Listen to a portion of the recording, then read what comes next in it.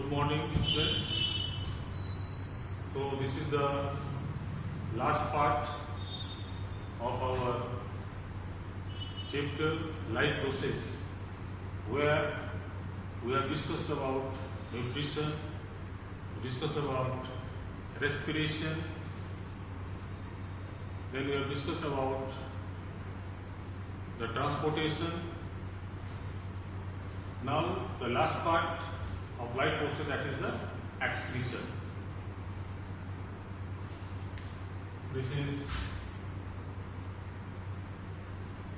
part 1, where I shall be giving you certain introduction about the excretion. Now let us understand what is excretion and how it is different from egestion. Remember, egestion, as we have discussed about into the nutrition process of the holozoic nutrition in human being, the removal of the unwanted and the excess of food from the alimentary canal, that is called egestion. But excretion is something different from the egestion. Here, that is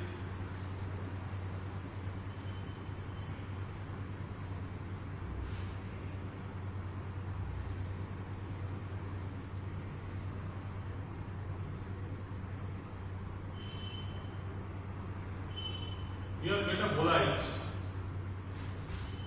are removed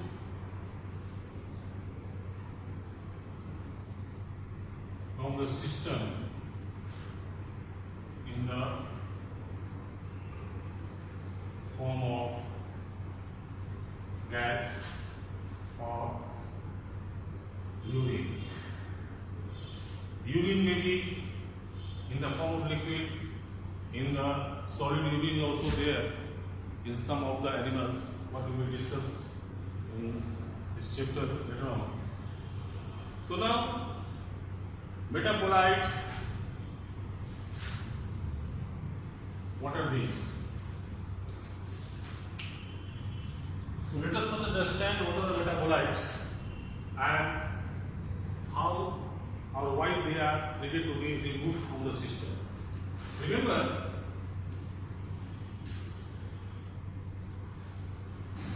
the metabolic process, where does it occur?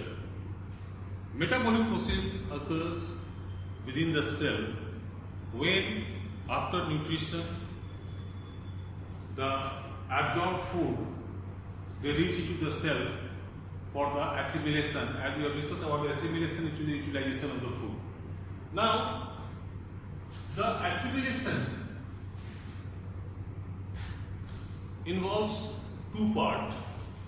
One is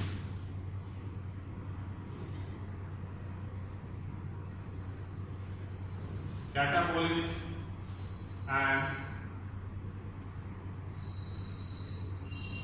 anabolism. Now, these two together, they are known as the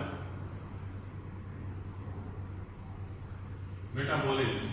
Since the two processes are biochemical processes, naturally, products, what is required, and some of the products, what is not required, they are being formed. So this metabolism consists of the two parts, catabolism and anabolism. Catabolism is a, we can say simply, destructive process in which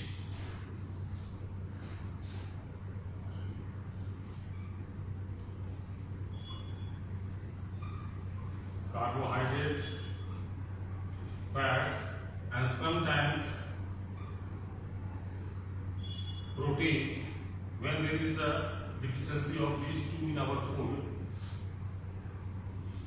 they are oxidized with the oxygen what we taken during the respiration, and they give away CO2 plus water plus energy. Now, this energy, the objectivity of the catabolism is to obtain this energy basically, and this energy is needed to carry on the various life processes. Now here, what we find, these two things, when these are being formed, even the water in excess, that is not required by us, rather by the cells, they will have only the required amount of water which is essential to carry out the biochemical reactions, and carbon dioxide not at all required, which is needed to be removed from the body. So this is one aspect of the catabolism. While in the process of anabolism, what happens during the digestive process, the proteins digested to the amino acids, these amino acids are carried to the various cells, and inside the cells, these amino acids, they again undergo polymerization to form required types of the proteins, because in our body different kinds of proteins are required, which are being synthesized in our body by the amino acids what we take in, and some amino acids that are formed into our body as well. So this anabolism, this is a synthetic process. This is a synthetic process. So when these amino acids, they give required proteins, and amino acids are having the amino group attached to them, what you will learn during the study of the organic chemistry. And while polymerizing, these nitrogenous substance that come out, and ultimately that turns into ammonia.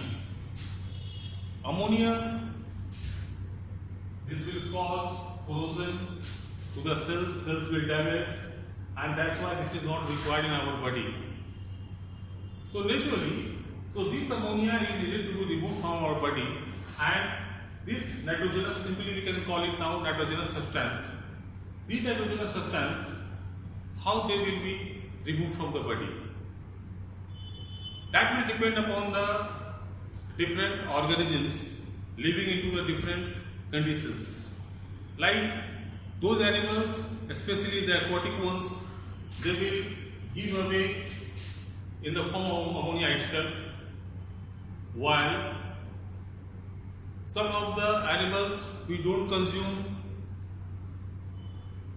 water, they will give away in the form of uric acid, and those animals who take the moderate amount of water, they will give away these kinds of substances in the form of urea, like human being. So we will remove this one in the form of urea, and this urea is formed with the CO2 and NH3 combination, and that is taking place inside our body in order to just get rid of this nitrogenous substance. Now, this is one of the major things that we need to remove from our body.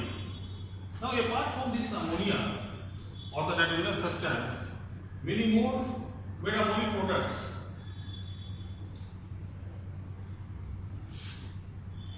like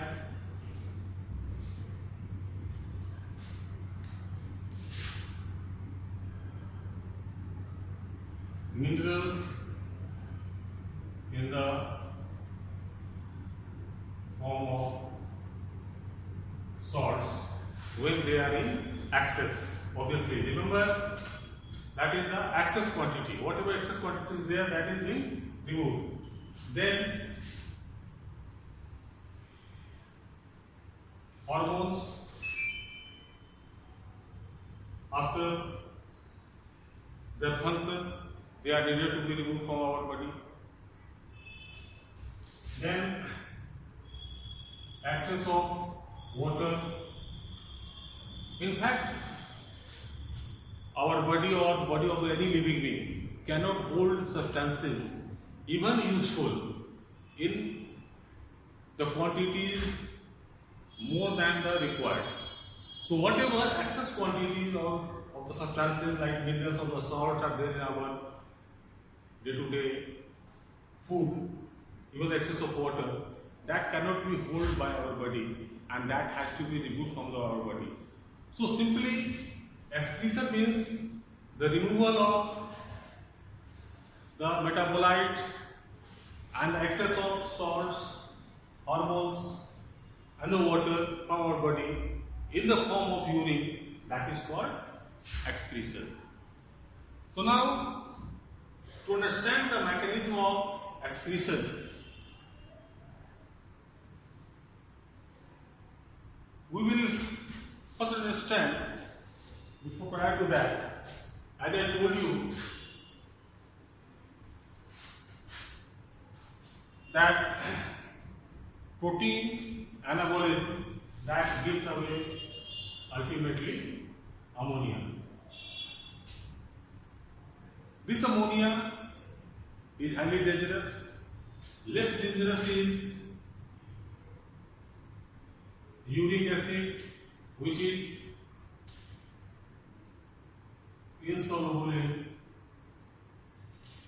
water, and next is urea, which is soluble in water. So in fact, the animals like human beings, they get rid of these nitrogenous substances in the form of urea into the soluble form. You must have heard about one disease, what is known as the gout, where uric acid crystals, they deposit in between the different joints, and that cause lot of pain and the movement gets restricted. So those people basically don't consume a large amount of water, and only we can get rid in the form of urea. So large amount of water, if it is being taken, so that will enhance the formation of urea from the uric acid, which is to the soluble form, and we can get rid of this nitrogenous waste. So major part of the excretory product, that is the nitrogenous waste, that is the urea. So what is the mechanism,